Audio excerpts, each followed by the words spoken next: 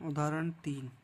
बहुपद x की घात 2 माइनस 3 के शून्यक ज्ञात कीजिए और शून्यकों तथा गुणांकों के बीच संबंध की सत्यता की जांच कीजिए। पहले तो हम इस बहुपद के शून्यक ज्ञात करेंगे और उसके बाद शून्यकों के गुणनफल और योगफल के बीच संबंध की जांच करेंगे। ठीक है, तो यहाँ लिखते हैं हल। दिया है,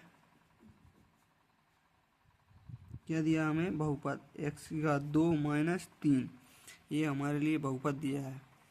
अब हम इसको हल करते हैं। x की घात 2 माइनस 3 इसके बराबर अपन 0 मान लेंगे।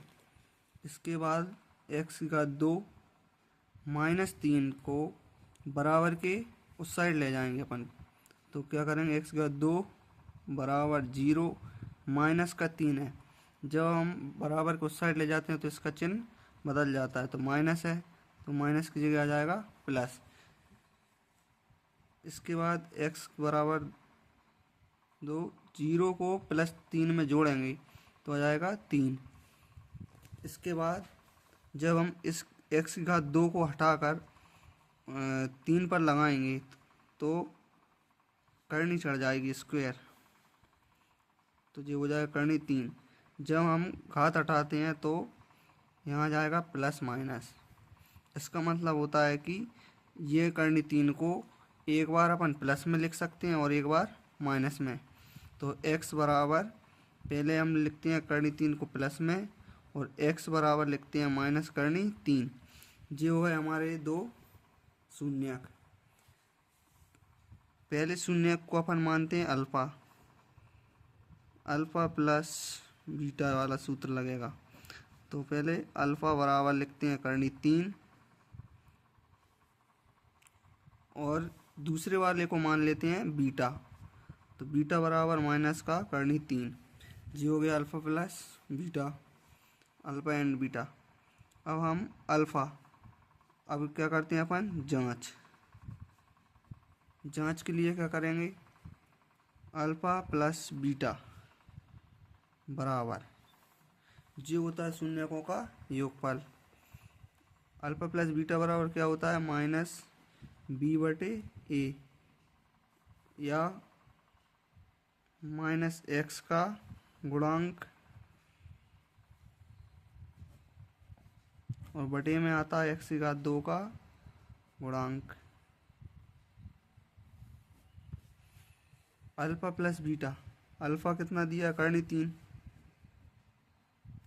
और प्लस बीटा दिया हमारे लिए माइनस करनी 3।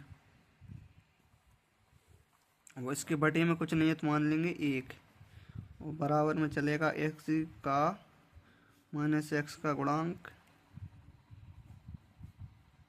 और बटे में एक्स की घात 2 का गुणांक।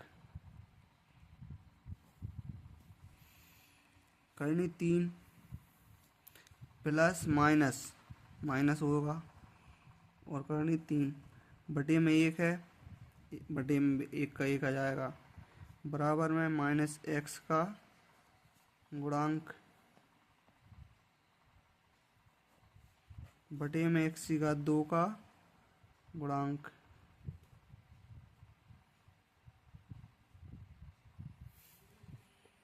इतना हो गया।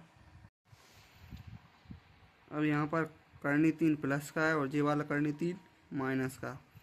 अगली स्टेप में ये दोनों एक दूसरे से कट जाएंगे और बटे में आ जाएगा 1।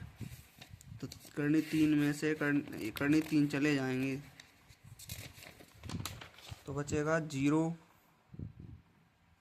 और बटे में 1।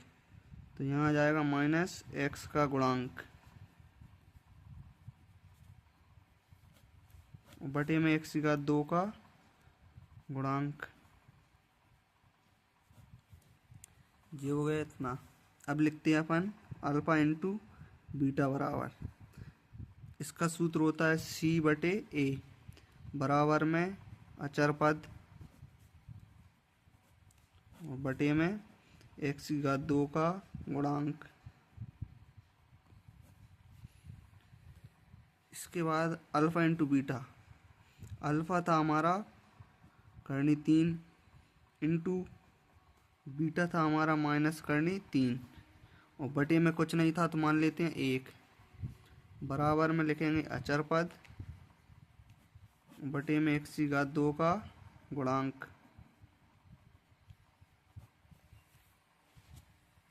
करनी 3 का जब करनी 3 में गुणा करेंगे तो क्या हो जाएगा, करनी से करनी कट जाएगी और 3 एकम 3, और ये वाला माइनस आगे आ जाएगा, और बटे में क्या है 1, बराबर में आएगा अचर पद बटे में x⁴ का गुणांक।